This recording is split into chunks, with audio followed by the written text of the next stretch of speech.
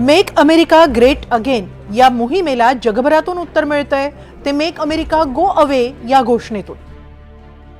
यामागे कारण ठरलंय ते अमेरिकन अध्यक्ष डोनाल्ड ट्रम्प यांचा टॅरिफ हट्ट। ट्रम्प यांच्या मते अमेरिकेला जगातील प्रत्येक देशानं लुबाडलंय, आता त्याची परतफेड करून घ्यायची वेळ आली आहे असं म्हणत त्यांनी जगातील जवळपास प्रत्येक देशावर टॅरिफ लावण्याचा सपाटाच लावलाय।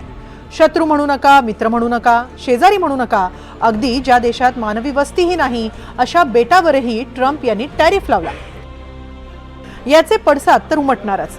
जगातील नंबर 1 आर्थिक महासत्ता असलेला अमेरिका आणि नंबर 2 वर असलेला चीन यांच्यात तर टॅरिफ वॉर सुरू झालंच आहे। या दोन महाशक्तींमध्ये सर्वाधिक व्यापार होतो आणि आता ट्रम्प यांच्या मागा अर्थात मेक अमेरिका ग्रेट अगेन या धोरणामुळे जागतिकीकरणाला चांगलेच हादरे बसू लागले। कधी काळी अमेरिकेचा जिगरी दोस्त असलेला ग्रेट ब्रिटनही ट्रम्प यांच्या धोरणांवर नाराज आहे। ब्रिटनचे पंतप्रधान कीर स्टारमर यांनी एका लेखातून जागतिकीकरणाचं युग संपल्याचं म्हटलंय।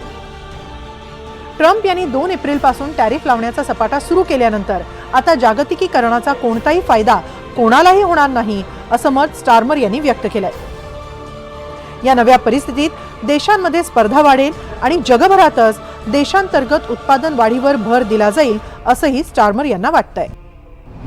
डिग्लोबलायझेशन म्हणजे ग्लोबलायझेशनच्या अगदी विरुद्ध स्थिती।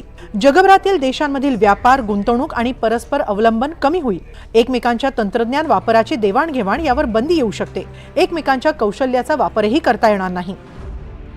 सिंगापूरचे पंतप्रधान लॉरेन्स वॉंग यांनीही जागतिकीकरणाचं युग संपल्यात जमा असल्याचं सांगितलंय। जग आता एका नव्या युगात प्रवेश करतंय आणि हे युग धोकादायक ठरू शकतं। जागतिक अर्थव्यवस्थेची यापुढे हानी संभवते। एक मोठं व्यापार युद्ध होऊ शकतं। याचा जगातील पुरवठा साखळीवर परिणाम होऊन आर्थिक अस्थिरता वाढेल। सिंगापूर सारख्या छोट्या आणि व्यापारावर अवलंबून असलेल्या देशावर याचा अधिक परिणाम जाणवेल अशी भीती लॉरेन्स वॉंग यांनी बोलून दाखवली आहे। ट्रम्प यांनी सिंगापूरवर 10% शुल्क लागू करण्याची घोषणा केली आहे। इतर देशांच्या तुलनेत हे फारच कमी असलं तरी फार परिणामकारक असल्याचं तज्ज्ञांचं मत आहे। तर अमेरिकेनं चीनवर 54%, व्हिएतनामवर 46% आणि भारतावर 26% टॅरिफ लावलाय। आतापर्यंत जागतिकीकरणामुळे सारं जग जोडलं गेलं होतं। विशेषतः 1991 मधील सोव्हिएत पतनानंतर साऱ्या जगानं परदेशी बाजारपेठांसाठी दरवाजे खुले केले। जग स्वतःच एक मोठी बाजारपेठ झालं। नवे रोजगार, नवे उद्योग निर्माण झाले। गेले 3 दशकं जगाने एक सुवर्ण काळ अनुभवला। मात्र आता अमेरिकेतील उद्योगांना चालना देण्यासाठी, अमेरिकन नागरिकांच्या नोकऱ्यांसाठी ट्रम्प यांनी हे नवं धोरण अवलंबलंय। अमेरिकेची व्यापार तूट त्यांना कमी करायची आहे। त्यासाठी त्यांनी परस्पर दराचा आधार घेतला आणि अमेरिकेत येणाऱ्या परदेशी मालावरील कर वाढवला। याचा मोठा परिणाम जगभरातील शेअर बाजारावरही दिसला। आशियाई बाजारासह युरोपीय आणि खुद्द अमेरिकन बाजारातही मोठी घसरण झाली। चीननं पलटवार करत अमेरिकेवर 34% टॅरिफ जाहीर केला। याचा परिणाम थेट अमेरिकन शेअर बाजारांवर झाला। S&P 500 ने 2 दिवसात $5 ट्रिलियन गमावले। त्याचप्रमाणे जपान, भारत आणि जगातील अनेक शेअर बाजारांवर नकारात्मक परिणाम दिसून आला। ही स्थिती आणखी बिघडण्याची भीती आहे। तर फ्रान्सनंही अमेरिकेबरोबर व्यापार करणार नसल्याचं सांगितलंय। टॅरिफ बाबत परिस्थिती स्पष्ट होईपर्यंत अमेरिकेशी व्यापार नको असं फ्रेंच अध्यक्ष मॅक्रॉ यांनी सांगितलंय। अमेरिकन टॅरिफमुळे भारताच्या हिरे उद्योगावरही परिणाम होण्याची भीती तज्ज्ञांनी व्यक्त केली आहे। दुसरीकडे अमेरिकेनं लादलेल्या टॅरिफला उत्तर टॅरिफमधूनच दिलं जातंय। युरोपीय युनियननं अमेरिकन उत्पादनांवर अतिरिक्त शुल्क लावण्याची योजना आखली आहे। कॅनडानं तर आधीच अमेरिकन उत्पादनांवर 25% टॅरिफ लावण्याची घोषणा केली आहे। चीननं हा मुद्दा जागतिक व्यापार परिषदेकडेही मांडलाय। अमेरिका आंतरराष्ट्रीय व्यापार नियमांचं उल्लंघन करत असल्याचा आरोप चीननं केलाय। तर ब्राझीलनंही टॅरिफचा मुद्दा जागतिक व्यापार परिषदेकडे नेण्याचा निर्णय घेतलाय।